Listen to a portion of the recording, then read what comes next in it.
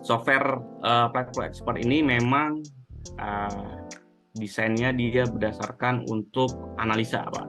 Jadi kita sudah ada desain sistemnya awal, kemudian dengan sistemnya ini kita harus tahu apakah sistem yang kita desain ini efektif atau enggak. Jadi software ini memiliki kelebihan yaitu dia punya analisa yang lumayan. Jadi saya sudah uji coba berapa kali, hasilnya itu sangat mendekati dengan kondisi real gitu. Jadi software ini memang sangat menolong sekali bagi tim mechanical, di mana software ini membuat kita tidak terlalu repot dengan perhitungan, Pak. Jadi kalau biasanya kita yang di tim mechanical, khususnya bagian desain itu akan fokus dengan perhitungan-perhitungan dan dengan panjang miskin pipanya yang banyak, terus ada cabang yang banyak, kemudian ada diameter yang berbeda-beda, itu akan tentu menyulitkan kita dalam desain gitu ya. Jadi alhamdulillah dengan software ini kita dibantu sekali untuk bisa menghitung berbagai kebutuhan ya, seperti flow demands, pressure loss, kemudian ada pressure di setiap titik gitu. Jadi ada beberapa result yang diperoleh oleh software ini. Yang pertama itu adalah flow rate di tiap pipa. Jadi kita bisa melihat bagaimana debit air di tiap cabang pipa dari awal sampai dengan akhir. Jadi kalau teman-teman biasanya hitung dengan standar biasa, itu rata-rata hampir sama nih flow rate-nya. Namun oleh software ini dia dibuat sangat spesifik gitu. Jadi setiap pipa itu berbeda-beda flow rate-nya. Ada mungkin nanti kecepatannya juga berbeda-beda. Ketika ada pencabangan juga akan terjadi penurunan kecepatan di situ. Kemudian ada friction loss, ada friction factor, ada friction pressure loss gitu ya, ada fitting pressure loss. Jadi semuanya mereka hitung sesuai dengan data kita input gitu ya. Jadi nanti data ini akan disajikan dalam bentuk report. Jadi kita tidak perlu lagi memikirkan template report, dia sudah memberikan desainnya. Kemudian kita hanya melihat resultnya. Bahkan nanti data pompa juga dia akan berikan sampai dengan berapa kali sih konsumsi pompa tersebut gitu. Sehingga ini akan memudahkan kita dalam desain untuk menganalisa gitu ya, bagaimana sistem yang kita desain ini akan berjalan dengan baik atau tidak gitu. Jadi untuk prosesnya, yang pertama itu kita start, kemudian kita perlu data input gitu ya.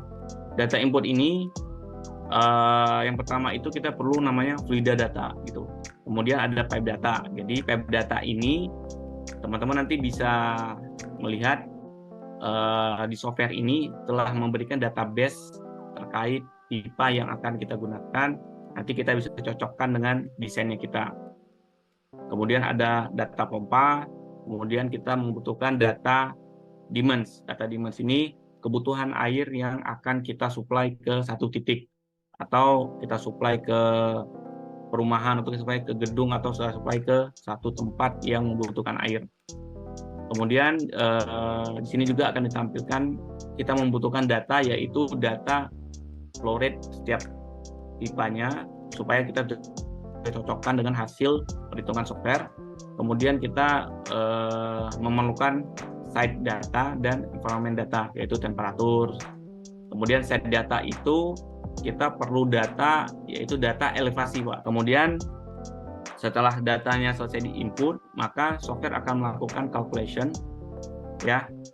Setiap pipa, setiap pressure, setiap velocity nanti akan mengeluarkan output dalam bentuk report, Pak. Jadi kita sudah ada dalam bentuk report per pipa, per node. Jadi semakin banyak node dan pipa yang kita input ke software, maka data yang dikeluarkan oleh software itu juga semakin banyak gitu ya. Jadi di mana sebelum kita melakukan pakai software, kita harus menyiapkan data dulu, sehingga nanti ketika datanya telah lengkap, maka kita bisa langsung input ke software, maka software langsung bisa analisa begitu. Jadi semakin banyak data node, data pipa, maka semakin banyak juga yang kita input gitu, Pak. Jadi data ini bisa dalam bentuk AutoCAD, nanti data dari AutoCAD atau data dari PDF yang telah ada data panjang pipa gitu Pak. Untuk data input yang lebih lengkapnya begini, jadi nanti ada seperti gambar di samping ini Pak, ada data ada nih data, nanti ada panjang pipanya dari sini Pak, kemudian ada elbow-nya, sini ada elbow, jadi nanti ini semua data kita input. Kemudian juga ada data pompa ini nanti ini hasil perhitungan secara manual yang kita selection, baik itu secara manual atau secara kebutuhan. Biasanya setiap fabrikator pompa itu akan mengeluarkan data sheet, kita bisa ikut data mereka. Kemudian ada data water demand, ini contohnya water demand, sehingga nanti ini kita bisa lihat apakah debit kita ini mampu untuk pipa yang kita gunakan, gitu lebih kurang. Jadi semua data itu kita siapkan dulu, baru nanti setelah datanya lengkap kita masukkan ke software, untuk software akan melakukan analisa sesuai dengan data yang kita input.